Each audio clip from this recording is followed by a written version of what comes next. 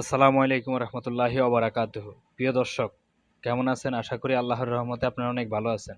তো প্রিয় দর্শক, আল্লাহ যেগুলা বলছে আমাদের কাছে থাকার কথা, আত্মবিশ্বাস, ঈমান, যেগুলা থাকার কথা ওগুলা আমাদের কাছে নাই।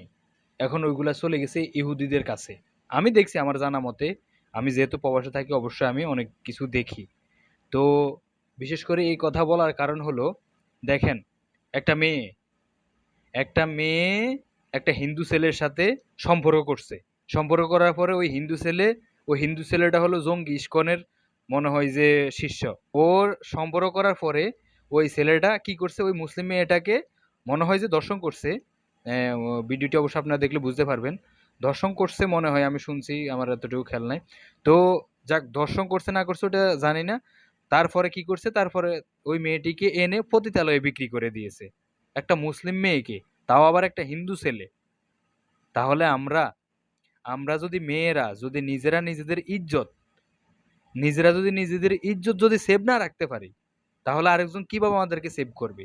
তো একজন মুসলিম মেয়ে কিভাবে, বুঝলাম ওই ছেলেটা পরিচয় গোপন রাখছে, কিন্তু তারপরও বুঝি মানুষ একটা কথা, আপনি আজকে একরকম বুঝি, আপনার যে মোড ম্যান আচার আচরণ দেখে বুঝি মানুষ একটু সন্দেহ করতে পারে না।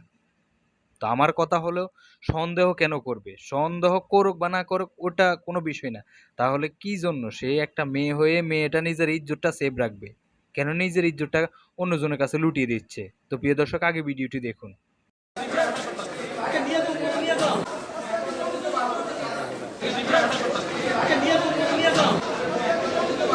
মাদ্রাসার একজন ছাত্রীকে বিভিন্ন প্রলোভন দেখিয়ে প্রেমের ফাঁদে ফেলে তাকে দীর্ঘদিন যাবৎ বিভিন্ন জায়গায় আটকে রেখে ধর্ষণ করা হয় এবং পরবর্তীতে পতিতালয়ে তাকে বিক্রি করে দেওয়া হয়।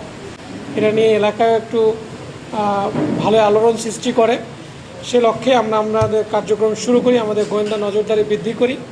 এখানে একটি বিষয় ছিল যে মেয়েটি মাদ্রাসায় পড়াশোনা করত এবং ছেলেটি ছিল অন্য ধর্মাবলম্বী, হিন্দু ধর্মের। তো এখানে তার পরিচয়টা গোপন করে এই প্রেমের কাজটা করে। মূলত এরা দুজনই সোশ্যাল মিডিয়াতে একটা অ্যাপ ভিত্তিক একটা সোশ্যাল মিডিয়ার মাধ্যমে তারা কাজ করত, যেখানে তারা ব্যবসায়িক কোনো কাজের সাথে রিলেটেড ছিল। সেখানেই তাদের পরিচয় হয়। এই পরিচয়ে ছেলেটি তার পরিচয়টা গোপন রাখে, তার যে আসল যে ধর্মটা সেটা সে পরিচয় রাখে এবং মেয়েটা জানতো না। এটা যখন আমাদের নজরে আসে আমরা এটা নিয়ে কার্যক্রম শুরু করি। কার্যক্রমের শুরুর প্রেক্ষাপটে একটা পর্যায়ে আমরা জানতে পারি যে এই ছেলেটা সাতক্ষীরায়